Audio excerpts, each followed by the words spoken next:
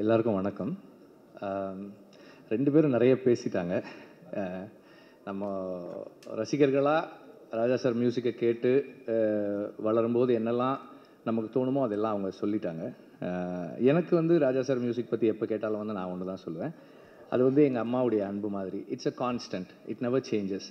நமக்கு வாழ்க்கையில் நிறைய என்னென்னவோ மாற்றங்கள் வந்தாலும் அவர் மியூசிக் நமக்குள்ளே ஏற்படுத்துகிற அந்த உணர்வு வந்து எப்போதும் அப்படியே தான் இருந்திருக்கு. ராஜா சாரோட பழகிறதும் ஒர்க் பண்ணுறதும் வந்து இது அவர் சொன்னதுக்காக சொல்கிறேன், நான் ரங்கராஜ் சொன்னதுக்காக சொல்கிறேன். அவ்வளோ இலகுவாக, அவ்வளோ எளிமையாக,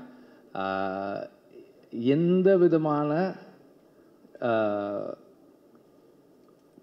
கான்ஃப்ளிக்டோ ஒரு மிஸ் அண்டர்ஸ்டாண்டிங்ஸோ அல்லது கன்ஃபியூஷன்ஸோ இல்லாமல் நீட்டாக ஸ்மூத்தாக அவ்வளோ ஃப்ரெண்ட்லியாக இருக்கும். ஃப்ரெண்ட்லின்ற டேர்ம் நான் ஏன் யூஸ் பண்ணுறேன்னா, he treats me as an equal. ஒரு டைரக்டரை அவர் அப்படி தான் பார்க்குறாரு. அவர் முதல் படத்துக்கு மியூசிக் பண்ணும்போது எனக்கு 1 வயசு. ஸோ ஆனால் என்னோட அவர் பேசும்போது படம் பார்த்துட்டு என்கிட்ட சொன்னார், நான் சஜஷன்ஸ் சொல்லலாமா அப்படின்னு கேட்டார். அவர் அது என்கிட்ட அப்படி கேட்க வேண்டிய அவசியமே கிடையாது. சார் சொல்லலாம் சார் அப்படின்னு கொஞ்ச நேரம் ஒரு 2-3 லைன்ஸ் பேசினார். பேசிட்டு நான் கரெக்டாக சொல்கிறேன்னா am I in the right track அப்படின்னு கேட்டார். எஸ் சார் கரெக்டாக இருக்குது சார், கண்டினியூ பண்ணட்டுமா அப்படின்னாரு. எஸ் சார் அப்படின்னு அதுக்கப்புறம் தான் சொன்னார். சொல்லிவிட்டு ஆஸ் அ மியூசிக் டைரக்டர் இது எனக்கு தோணுது, உனக்கு என்ன ஃபீல் பண்ணுறியோ நீ அதை பண்ணு அப்படின்னு சொன்னார். ஸோ அந்த அளவுக்கு என்னை வந்து ஒரு அந்த ஸ்பேஸில் வச்சு தான் வந்து அவர் ஒர்க் பண்ணுவார். இப்போ நான் வந்து மனுஷின்னு ஒரு படம் ப்ரொடியூஸ் பண்ணுறேன், கோபி நயினாருடைய செகண்ட் ஃபில்ம். அந்த படம் வந்து ராஜா சார், கோபி ரொம்ப ஃபீல் பண்ணார். ராஜா சாரோட மியூசிக்கு ஒரு போஸ்டரில் அவரோட பேர் கூட என் பேரும் இருக்கிறது வந்து எனக்கு அவ்வளோ பெரிய பெருமையாக இருக்கும் அப்படின்னாரு. அதுக்கப்புறம் நான் சாரை கேட்டேன், சார் இப்படி ஒரு படம் பண்ணுறேன் சார், பண்ணுறீங்களா அப்படின்னு. பண்ணலாம், டைரக்டர் வர சொல்லுங்கன்னாரு. வந்து அப்புறம் பேசினாங்க. அதில் 2-3 இன்ஸ்டன்சஸ் இருந்தது எனக்கு.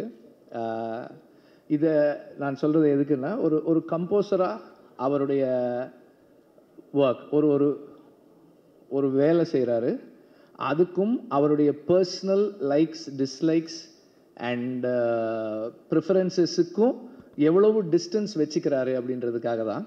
அதில் அதோட எண்டில் ஒரு வசனம் வரும். எனக்கு அது சார் அந்த எண்டில் ஒன்று இருக்குது சார், நீங்கள் பாருங்கள், பார்த்துட்டு சொல்லுங்கன்னு.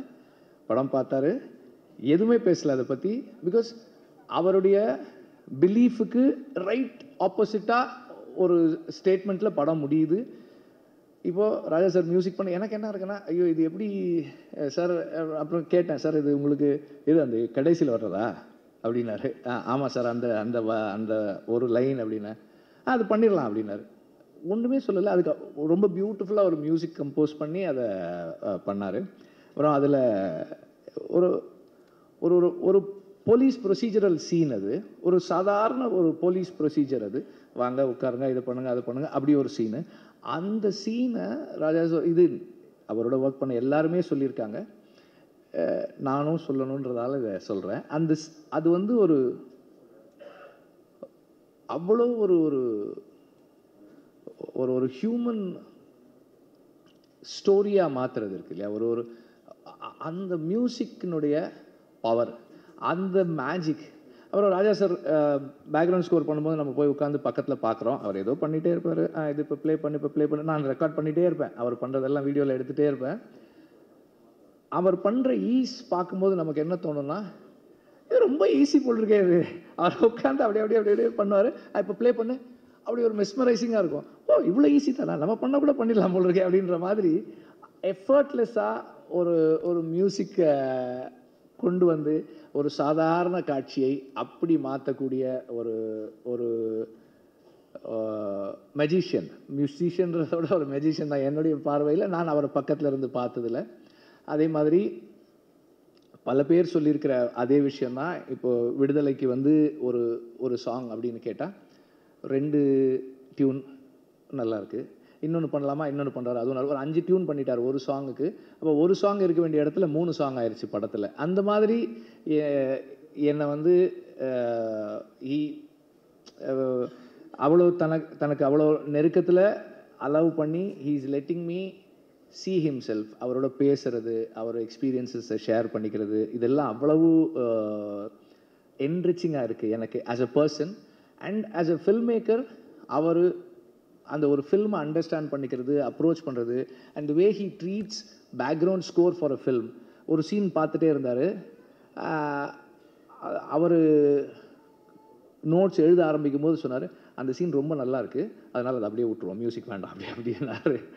இதெல்லாம் வந்து எனக்கு நார்மலாக நம்ம இது வரைக்குமான அனுபவம் வந்து ரொம்ப நல்லாயிருக்கு, நம்ம இன்னும் நல்லா ஒரு மியூசிக் பண்ணணும் அப்படின்றது ரொம்ப நல்லாயிருக்கு. Let us stay away, let us give the space for silence அப்படின்றது, இதெல்லாமே வந்து ரொம்ப ஸ்பெஷலானது. These are all my personal experiences. And Raja சாருடைய லைஃபை படமாக எடுக்கிறது அப்படின்னும் போது it's a big documentation of a nation. இந்த நாட்டினுடைய அவர் ஒர்க் பண்ணிக்கிட்டு இருக்க இந்த 40+ இயர்ஸ் ப்ளஸ் அவர் அந்த பாயிண்ட்டுக்கு வர்றதுக்கு முன்னாடியான 40 இயர்ஸ், இவ்வளவு காலங்களையும் ஒரு நாட்டினுடைய வரலாற்று பதிவாக அவருடைய இசையில் நாம் கொண்டு வந்து சேர்க்குறோம். Because film music is are bookmarks of life. ஒரு பாட்டை கேட்டால் ஒரு அனுபவம் வரும். எனக்கு வந்து தேவர் மகன் சாங் கேட்டால், நானும் என் ஃப்ரெண்டும் வந்து ஒரு ராணிப்பேட்டிலேருந்து வெள்ளூர், எனக்கு அப்போ ஜாண்டிஸு, வீட்டில் உட்கார வச்சுருந்தாங்க, எங்கள் அம்மாவுக்கு தெரியாமல் சைக்கிள் எடுத்துக்கிட்டு போனோம். அங்கேருந்து போய் அந்த படத்தை பார்த்துட்டு திருப்பி வந்தோம். எனக்கு அது ஞாபகம் வரும், தேவர் மகன் சாங். ஸோ என்னோடய லைஃப்பில் முக்கியமான events, I mean not my own life but everybody's life, நமக்கு ஃபில்ம் மியூசிக் வந்து லைஃப்பை, ஈவெண்ட்ஸை, பர்சனல் ஹிஸ்ட்ரியை மார்க் பண்ணுற புக் மார்க்ஸாக இருக்கிறது வந்து ஃபில்ம் மியூசிக் நமக்கு. அப்போ அந்த மாதிரி இன்றைக்கி இருக்கிற இங்கே இருக்கிற எல்லாருடைய வாழ்க்கையிலும் ஏதோ ஒரு விதத்தில் அவங்களோட பர்சனல் ஹிஸ்ட்ரியில் ராஜா சாரோட மியூசிக் இருக்குது. அவரோட லைஃப் ஒரு ஃபில்மாக ஆகுது அப்படின்னும் போது it is our own films also being mat. இப்போது நான் ரொம்ப விரும்பி கேட்ட ஒரு பாடல், என் வாழ்க்கையில் ரொம்ப முக்கியமான பாடல், அது உருவானதை அந்த படத்தில் நான் பார்க்கும்போது என் வரலாறும் அந்த பாடல் இருக்குது. அதனால் வந்து இது Tamil music, Tamil film music கேட்டு வளர்ந்த அத்தனை பேருடைய படமாகவும் இது இருக்கும். அண்ட் இந்த படத்தில் ஏதாவது ஒன்று நானும் இதில் ஏதாவது ஒரு விதத்தில் கான்ட்ரிபியூட் பண்ணுறதுல வந்து ரொம்ப பேஷனட்டாக இருக்கேன். ஏதாவது ஒரு விதத்தில் பண்ணணும் அப்படின்றத ரொம்ப விருப்பமாக இருக்கேன். And Arun, it's a big gift that is been given to you. I wish you all the very best. And it is going to be yet another challenge for Dhanush. Of course, எந்த challenge கொடுத்தாலும் அவர் அதை வந்து ரொம்ப சக்ஸஸ்ஃபுல்லாக தாண்டி வருவார். To be Raja sir, to be in that space and to be the person, it's going to be a big challenge and a treat for all of us. And இந்த படத்தில் ராஜா சாருடைய மியூசிக்கை கேட்குறதுக்கு நான் ரொம்ப ரொம்ப ஆர்வமாக இருக்கேன். Thank you very much.